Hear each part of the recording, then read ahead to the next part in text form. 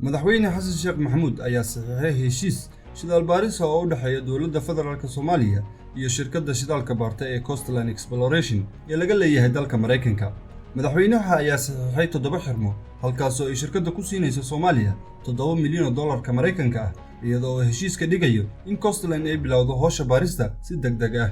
madaxweyne xasan sheekh maxamuud ayaa yiri waxaan u mahadcelinayaa shirkadda Coastline sida ay uga go'an tahay inay fuliso ballanqaadkeedii ahaa in ay maalgashanayso Soomaaliya.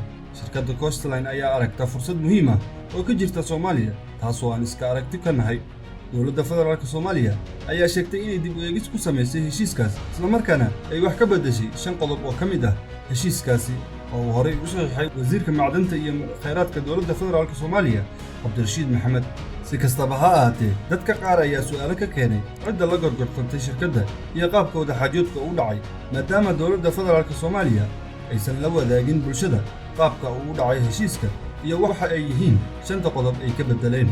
dabayaaqadii bishii Abriil dowladda federaalka Soomaaliya ee uu hogaaminayay Maxamed Cabdullaahi Farmaajo iyo ra'iisul wasaare Maxamed Xuseen Roble ayaa diiday heshiiskan uu saxiixay wasiirka batroolka iyo macdanta Cabdirashiid Maxamed. labada hogaamiye waxay soo saareen wareegtooyin ay ku jirto dekreeto madaxweyne oo ku taariikhaysan 7 Agoosto 2021 iyo awaamiir golaha wasiirada ah oo ay kaga mamnuucayaan hay'adaha dowladda inay galaan heshiisyo ilaa inta laga soo dooranayo baarlamaanka 11aad. taasi weliba waxaa dheereed dowladda ayaa amar ku siisay xiriiryaha qaranka mudane Suleymaan Maxamed Maxamuud inuu baaritaan ku sameeyo heshiiskaas isla markaana uu ka qaadato talaabooyinka sharciga ee ku habboon. xiriiryaha guud ee qaranka ayaa heshiiskaasi ku tilmaamay sharci darro waxa uuna u yeeray wasiirka si baaritaan loogu sameeyo. intaasi kuma aysan ekaane dowladdii madaxweyne Farmaajo wasiirka arrimaha dibadda ayaa warqad u diray Coastline Exploration taasoo uu ku sheegay heshiiska uu saxiixay wasiirka batroolka inuu yahay mid ka hor imanaya sharciga batroolka iyo dastuurka ku-meelgaarka ee dowladda federaalka Soomaaliya.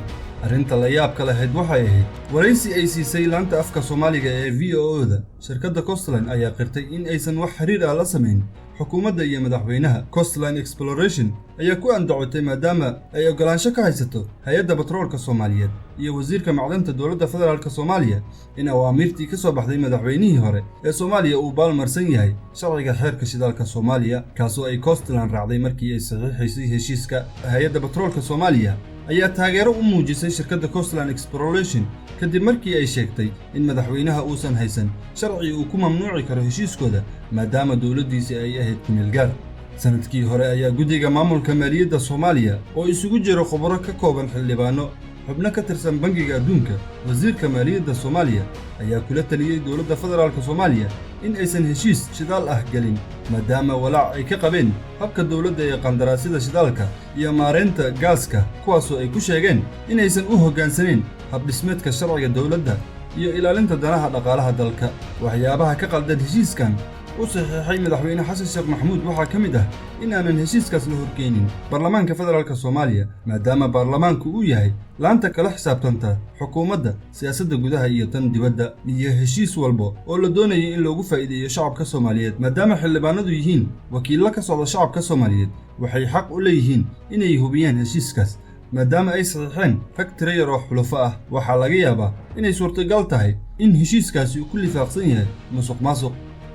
waxaa sidoo kale shaki keenay soo degdega heshiiskan iyo kala diraddii uu kala diray madaxweyne xasan sheekh maxamuud golahii la dagaalanka musuqmaasuqa. ilaa iyo hadda wax hadal ah ka soo baxay ma jiro guddoonka aqalka hoose balse taasi la yaab ma lahan waayo guddoonka baarlamaanka kama uusan hadlin heshiisyadii dhowaan uu la saxiixday madaxweyne xasan sheekh maxamuud waddamada Kenya, Ethiopia iyo Eritrea. taasi waxaa dheer ayadoon weli la hirgelin heshiiskii Baydhabo ee ku saabsanaa maareynta shidaalka Soomaaliya kaasoo u dhaxeeyay dowladda federaalka Soomaaliya iyo dowlad goboleedyada. Puntland oo ah maamulka kaliya ee la xisaabtama villa Soomaaliya ayaa ku gacan saaray heshiiskaas iyadoo heshiiska iyo hay'adda batroolkaba ku sheegay inaan loo marin wadadii heshiiskii Baydhabo sidii uu dhaqan gali lahaa heshiiskaas. iyo falcelinta dowlad goboleedyada gaar ahaan maamulka Puntland ayaa noqon doonta mid aad u xiiso badan.